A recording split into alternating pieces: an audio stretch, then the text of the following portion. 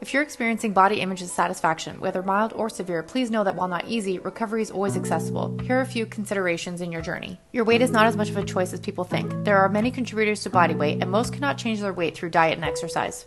Your appearance does not define you. Contemporary society tends to favor the material world, but we can strengthen our own inner identities.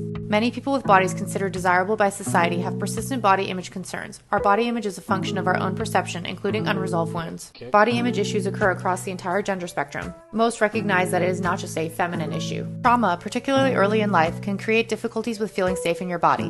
Consider the mantra, there are no active threats in this moment. I am safe in the body that I live in. You cannot heal a body that you hate. Negative self-talk about your body will not motivate you toward meaningful healing. However, positive self-talk can. If body positivity doesn't feel accessible to you, focus on body neutrality. This allows you to reduce the emotional charge that is likely to set off a cascade of thoughts and behaviors that often work against you. Stop engaging in conversations about weight and appearance with others. You can set boundaries around topics of this conversation. Note that it is just as inappropriate to make a comment about weight loss as it is about weight gain. Stop following images of bodies on social media. Remember the mantra, to compare is to despair. If you have a body image attack, use breathing techniques to ground yourself. There are many different styles of breathing to practice. Find one that allows you to focus on your breath. Don't wait until your body changes to start enjoying your life. Too often people hold themselves back from engaging in their lives, which furthers negative feelings about self and body image. Finally, seek professional counseling to discuss body image issues, either with a licensed mental health professional or a registered dietitian experienced with disordered eating. You cannot make peace with your food until you make peace with your body. We're here to support you.